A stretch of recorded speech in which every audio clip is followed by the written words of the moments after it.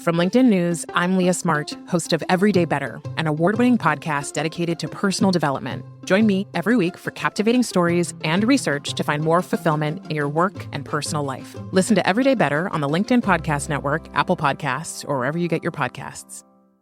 From LinkedIn News, I'm Jessie Hempel, host of the Hello Monday podcast. Start your week with the Hello Monday podcast. We'll navigate career pivots. We'll learn where happiness fits in. Listen to Hello Monday with me, Jessie Hempel, on the LinkedIn Podcast Network or wherever you get your podcasts.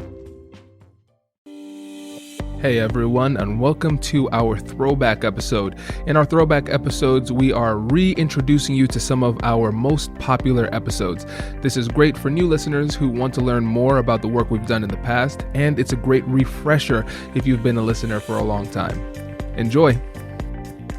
Today on the podcast, we are going to be talking about all things negotiation, strategy, and playing by your own rules when it comes to your career. I'm so excited about today's guest. We're going to be talking about making unique and interesting career pivots of your own, finding ways to extend your skills in tons of new cool directions. And then we're going to talk about some of the things that you might be facing right now. Thinking about making a potential career change, considering how to make sure that you're optimizing your opportunity to be paid what you're worth, thinking about considerations in the middle of a pandemic. We are going to be covering it all today in a juicy, fabulous episode. Let me tell you about today's guest. Kwame Christian is a best-selling author and speaker and the director of the American Negotiation Institute and a subject matter expert in the field of all things negotiation and conflict resolution. He is the host of the world's most popular negotiation podcast, Negotiate Anything. And he is also a TEDx speaker doing Finding Confidence in Conflict, which was the most popular TEDx talk on the topic of conflict in 2017. In addition to his role at ANI, he is working as counsel at Carlisle, Patchen, and Murphy. And he also serves as a professor for Otterbein University's MBA program, as well as the Ohio State University's Moritz College of Law. So in short, we are talking to one capable, qualified, awesome human today. So, Kwame, welcome to the Career Clarity Show.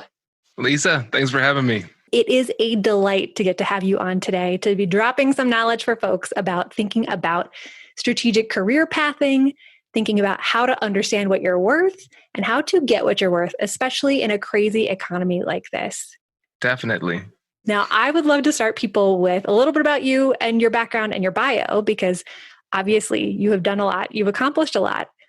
But where does your career story begin? How do you end up as the person who runs a podcast and a business and also is working with multiple universities?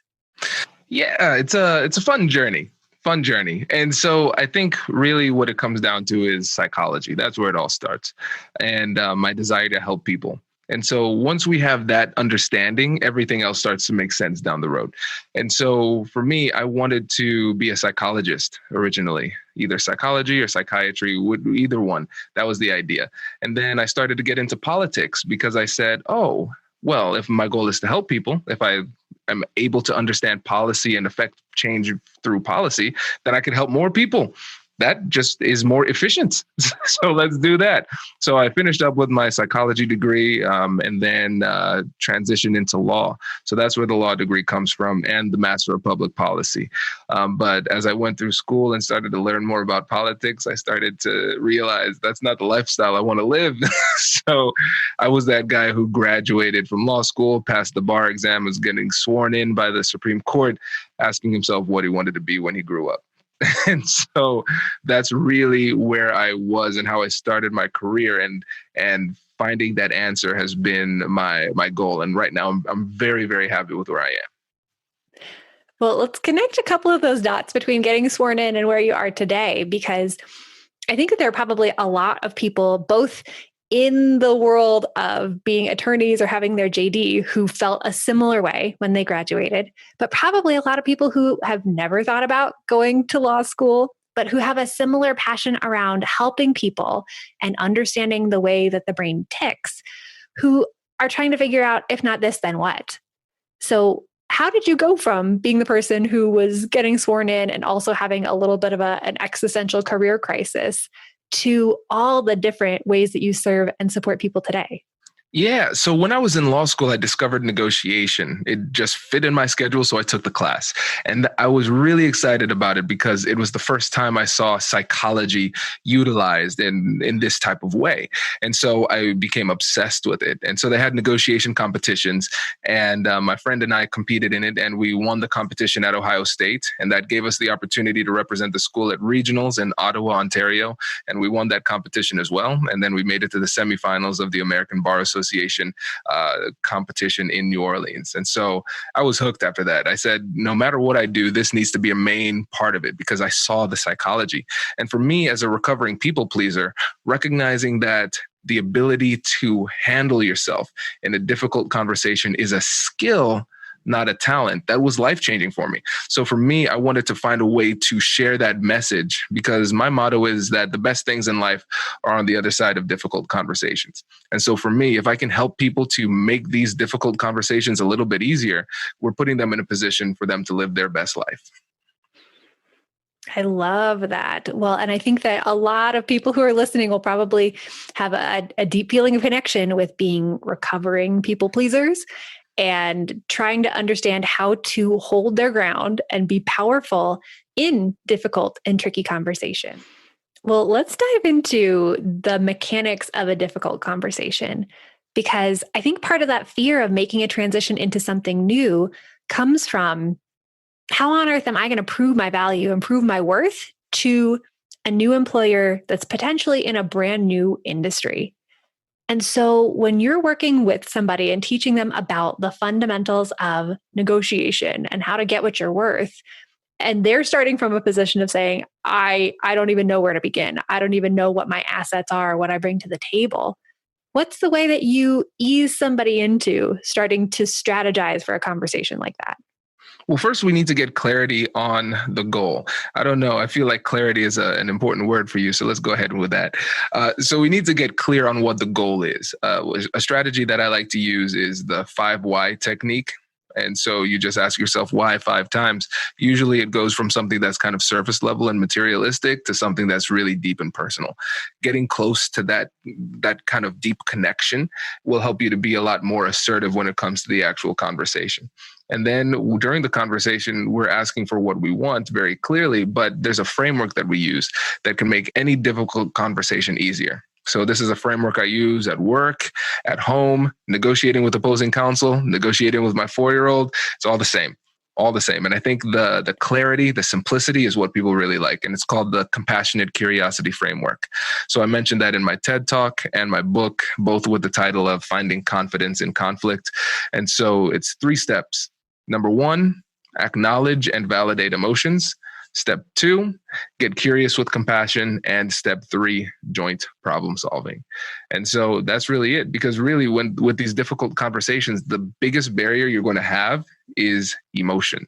How can you handle the emotions of the other side? And then it goes down to curiosity with a tone that is not going to be perceived as threatening. We're going to ask open-ended questions to learn more about the situation. And then we're going to work together to find a solution in the 3rd step, which is joint problem solving. Well, the emotional management piece is a huge factor.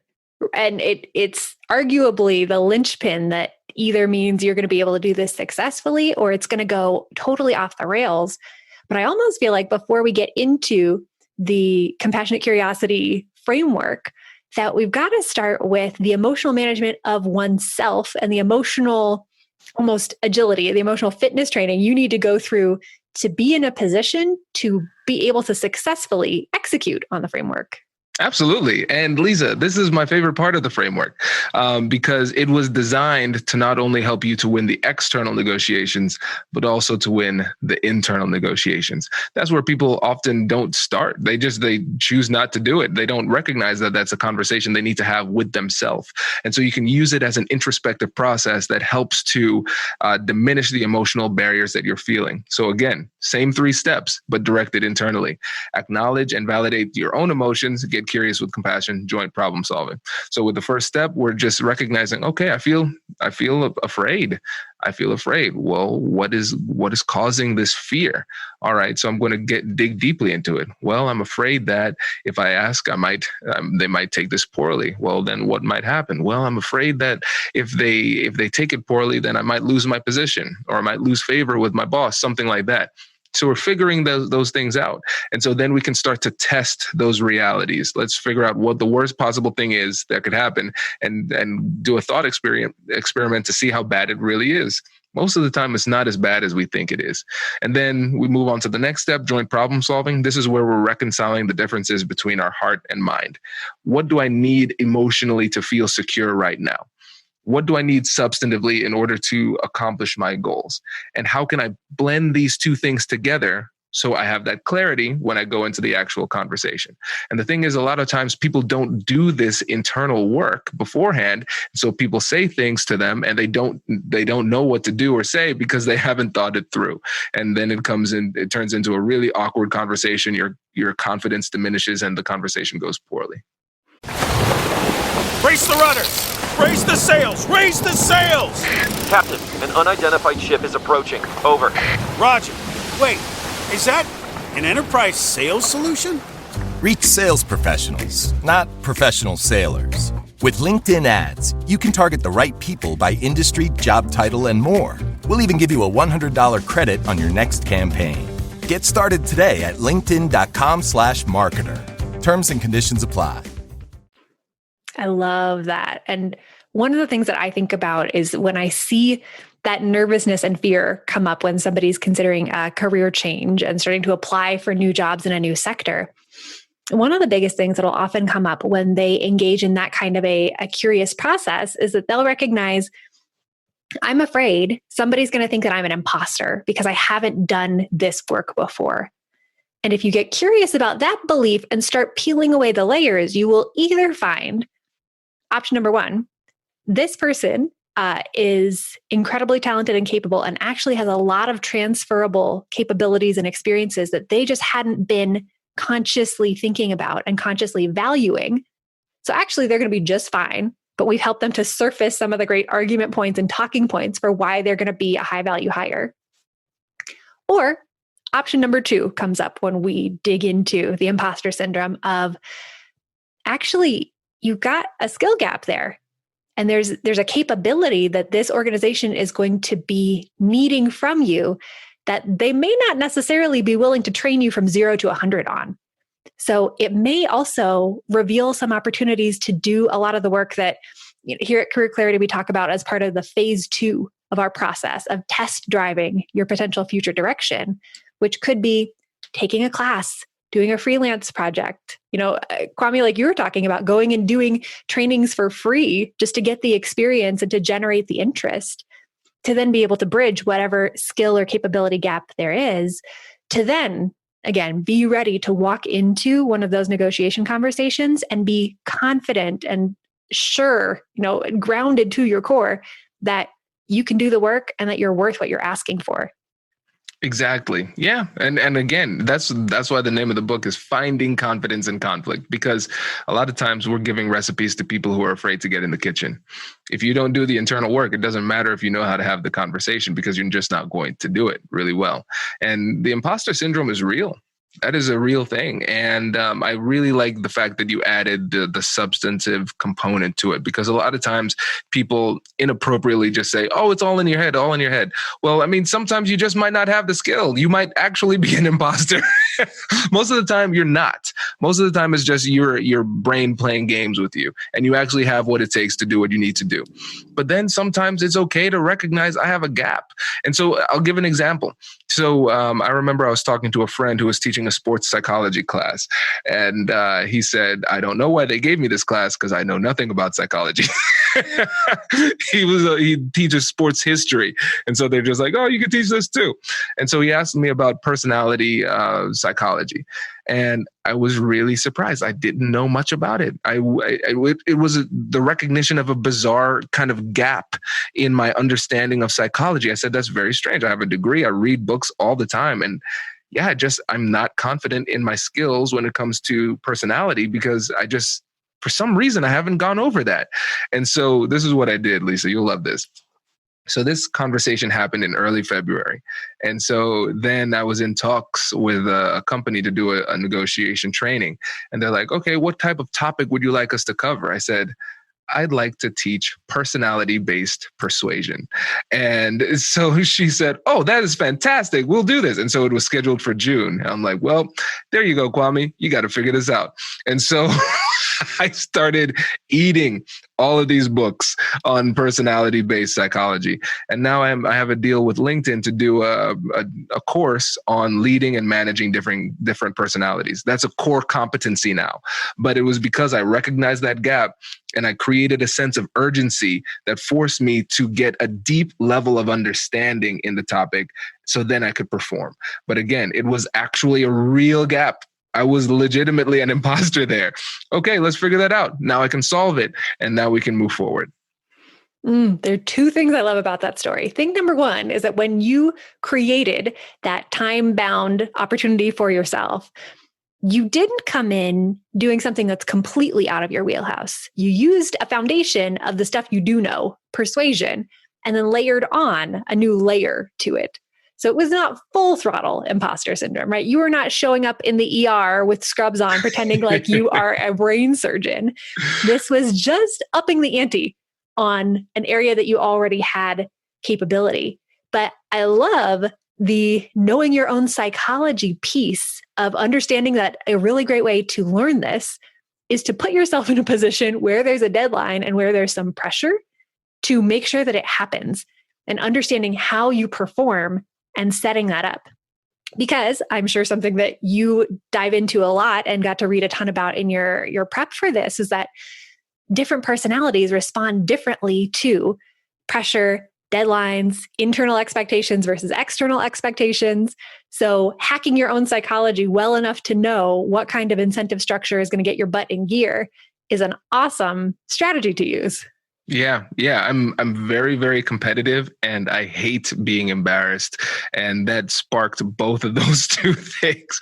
So I said, Kwame, you're going to have to go really deep in this. And so I understood that when I did that, I'd have a lot of time to consume a lot of materials. And since I was teaching at Ohio State in the law school, I would have an opportunity to beta test it at a really high level with a captive audience. And I got the feedback that I needed in order to tweak the presentation and do really well. People really enjoy it. And it's a key part of my online course. It's a key part of a lot of the presentations that I do now. And like I said, LinkedIn, the course is already produced, but COVID had other ideas. So we need to record it at a later date. But it's really fun. I think if you can recognize those gaps, they're very clear ways to improve. And you have to, like you said, you have to know yourself and what works for you, and then just be really aggressive in shoring up those potential issues. And what that also does is it gives you a real quick litmus test of, are you actually interested in this? Do you actually care enough to do the work to shore that up, to become an expert, to double down on it? Because if you don't, if you're not even interested in learning it in a somewhat abstract environment, why on earth would you think that you're going to enjoy doing that as your full-time 9-to-5 job? Exactly. And also think about this too. I think a lot of times people have an understanding of the word expertise and expert that is a little bit limiting. And so for me, expertise is relative. That's it. So if I know slightly more than you, then relative to you, I'm an expert. And so, for instance, my son, he's 4. He's been alive for a while, but I wouldn't compare him. I wouldn't say he's like an expert runner or walker, but to a baby, he is an expert. And so he could competently teach a baby how to walk. The baby would look up at Kai and say, wow, you can walk. That's incredible. And so Kai would be a legitimate expert. Now, Kai is not going to then teach Usain Bolt how to run. That would be inappropriate. And so you have to recognize what it takes to be that expert that your company needs. You don't need to be like a scholar who's teaching it at the highest level. That might not be what's necessary. And I'm not saying that you shouldn't shoot for that level of expertise, but recognize that what you have is enough. That's really what we're going for. Are you good enough to do it? Then you can do it. So let me ask you this. If somebody is listening to this and they are on the cusp of wanting to make a career change and they feel like they've got the capabilities, but there's some kind of inner confidence hurdle of, I feel like my skills are transferable and valuable and they would absolutely help at this organization, but I'm afraid that they won't feel the same way and that I'll get lowballed. What are some of the things that you tell somebody who's trying to prepare to make sure that they are going to receive at least an initial offer that's as competitive as possible, and then put themselves in a position to be able to negotiate it up to something even better? Yeah. So first thing you need to do is buy the book, pre-order the book by Lisa Lewis. So you need to get that book. All right. So that's the first thing. If that doesn't work, you could get my book, Finding Confidence in Conflict. The first 50 to 60% is all about confidence. And let's say you don't want to do either of those things or you want something else. What I would suggest doing is reaching out to a friend that you know, love, and trust, and ask them to tell you what you're good at. Talk to a colleague at work. Ask them to tell you what you're good at. Sometimes we are too close to ourselves and we can't see how good we really are. And then we get that from other people. And then we say, oh, wow. Okay. I did. Yeah, I forgot about that win. It's really funny. People forget about wins. I have a friend that has an app called Pep Talk Her. And it's really just a digital brag box. As you get these wins, you go and you put in your wins so you don't forget, because she teaches women how to negotiate effectively. Maggie Palmer, she's going to be a guest on the Negotiate Anything podcast coming up shortly. And so she says, yeah, make sure you write down your wins so it puts you in a better mindset when you're going into those negotiations. The thing is, when it comes to confidence has two main impacts. So first, it is an emotion, a feeling that leads you to take committed action. That's number one. And so number two, people see that confidence and it changes the way that the world responds to you. And so when it comes to negotiation, people are going to respond differently if you ask for what you deserve confidently versus if you ask for what you deserve tepidly. And so if you are tepid in the way that you ask, then people see that and they say, you know what? I'm going to push you. I'm going to push you. Yeah, she seems like she's pushable. And so then they will push you. But if you say it with confidence, then they say, yeah, I'm not going to. Yeah, she seems pretty secure in this. And so what's interesting is that your level of confidence oftentimes dictates the amount of resistance you get when you're making requests. And if you leave this podcast interview, the listeners listening to this, and you just feel more confident, let's say you don't get any more skills or expertise or anything like that, or you just are more confident, you're going to be more successful in your negotiations too. Congratulations, you've just joined an elite club. By listening to a full episode, you're now officially on the Negotiate Anything team. So welcome aboard. What most team members do is they subscribe to the podcast because that allows them to automatically get the latest episodes of the show. The best things in life lie on the other side of difficult conversations. Keep learning, keep practicing, and keep getting better. Your relationships will improve, your career will soar, and you'll have the confidence you need to get the most out of these crucial conversations. Again, thank you for joining the team. We're excited to have you, and I will see you in the next episode. I'll catch you later.